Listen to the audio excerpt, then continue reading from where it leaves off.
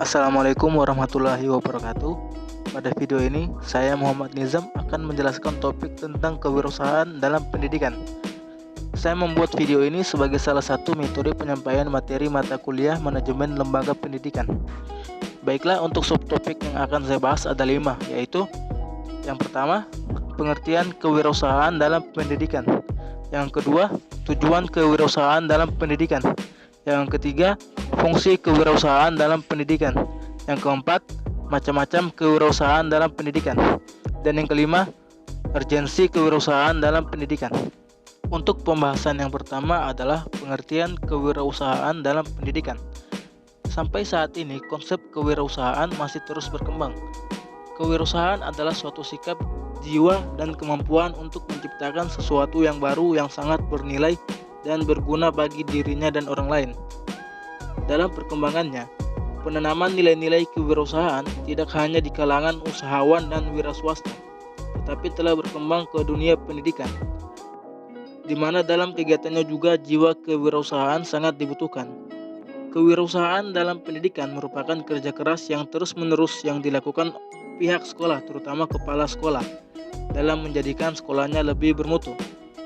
Konsep kewirausahaan ini meliputi usaha membaca dengan cermat peluang-peluang, melihat setiap unsur institusi sekolah adanya sesuatu yang baru atau inovatif, menggali sumber daya secara realistik dan dapat dimanfaatkan, mengendalikan risiko, mewujudkan kesejahteraan, dan mendatangkan keuntungan finansial. Kemudian pembahasan yang kedua adalah tujuan kewirausahaan dalam pendidikan. Tujuan kewirausahaan dalam pendidikan tersebut adalah membantu individu yang tidak memiliki jiwa kewirausahaan untuk dapat membangun rasa percaya diri, mengembangkan kreativitas dan inovasi, serta berani mengambil risiko. Ini juga mengajarkan bagaimana menjadi pemilik bisnis mandiri dan menciptakan lingkungan belajar dengan mempromosikan sifat dan perilaku kewirausahaan. Baiklah, untuk pembahasan yang ketiga yaitu fungsi-fungsi kewirausahaan dalam pendidikan. Fungsi-fungsi kewirausahaan terbagi menjadi 5 fungsi, yaitu yang pertama adalah perencanaan. Perencanaan yaitu proses menentukan arah yang akan ditempuh dan kegiatan-kegiatan yang diperlukan untuk mencapai tujuan yang telah ditetapkan. Jadi, dalam proses ini akan ditentukan tentang apa yang harus dilakukan, kapan dikerjakan atau dimulai, bagaimana melakukannya, dengan cara apa hal tersebut akan dilaksanakan, dan siapa yang melakukan pekerjaan tersebut. Kemudian yang kedua yaitu pengorganisasian.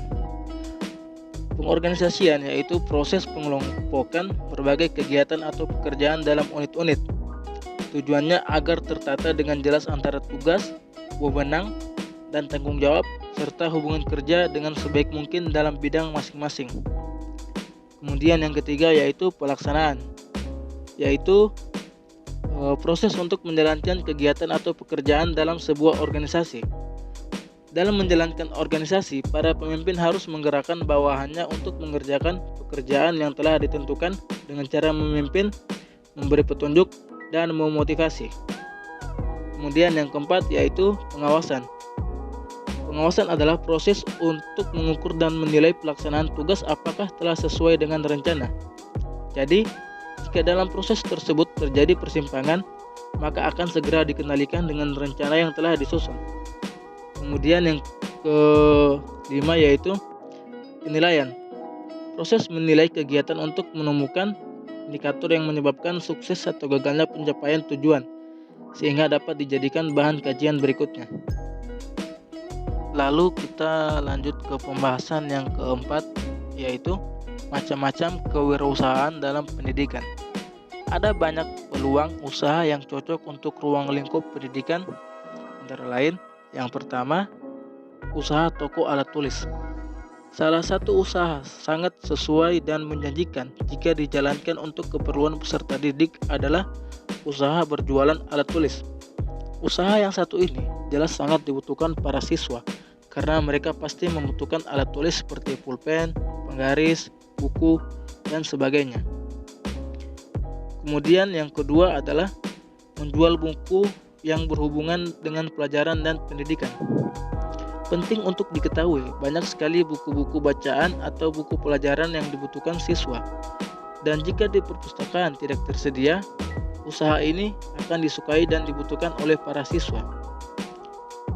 Kemudian yang ketiga yaitu membuka jasa fotokopi.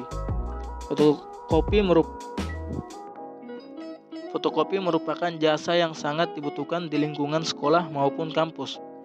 Karena bukan hanya peserta didik yang butuh jasa ini, tetapi Bapak Ibu pengajar juga membutuhkannya.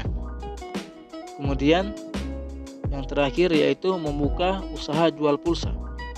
Pulsa dan kuota internet menjadi kebutuhan yang mendasar untuk berkomunikasi, baik dengan teman maupun dengan keluarga di rumah. Oleh karena itu, usaha yang satu ini pasti akan dibutuhkan oleh para peserta didik. Dan pembahasan yang terakhir atau yang kelima adalah urgensi kewirausahaan dalam pendidikan. Persoalan pengangguran di Indonesia pada dasarnya tidak terlepas dari seberapa besar peran pendidikan dalam mencetak lulusan yang umumnya lebih cenderung diarahkan untuk menjadi pencari kerja daripada menciptakan lapangan kerja. Oleh karenanya, untuk mengatasi persoalan tersebut perlu ada suatu kurikulum tambahan dalam dunia pendidikan, khususnya pada tingkat sekolah menengah atas, kejuruan maupun aliyah, karena pada tingkat inilah orientasi anak didik sudah pada dunia kerja. Melalui konsep kurikulum kewirausahaan ini diharapkan anak didik dapat memiliki bekal keterampilan soft skill dan hard skill berwirausaha. Konkretisasi kurikulum tersebut dijalankan oleh dua komponen, yaitu sekolah sebagai institusi. Sekolah di sini memiliki dua peran. Yang pertama, berperan sebagai koordinasi program yang dimaksudkan untuk menciptakan suatu program tertentu yang dibuat untuk mewadahi kreativitas berwirausaha kelompok siswa dari berbagai jurusan yang ada di sekolah. Misalnya ada program usaha mandiri siswa atau PUMS. PUMS ini diadakan setiap tahun dengan diikuti oleh kelompok siswa dengan cara menyusun rencana usaha. Kemudian peran yang kedua adalah berperan dalam pembentukan komite kurikulum kewirausahaan yang terdiri dari beberapa guru dari sekolah.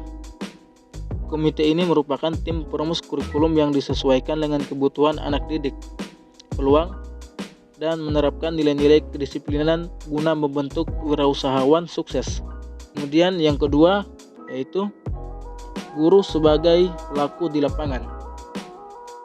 Guru di sini berperan dalam menyusun rancangan kompetensi, indikator, materi, perencanaan pembelajaran, strategi pembelajaran, dan evaluasi. Demikianlah materi yang dapat saya sampaikan. Atas waktu dan perhatiannya diucapkan terima kasih.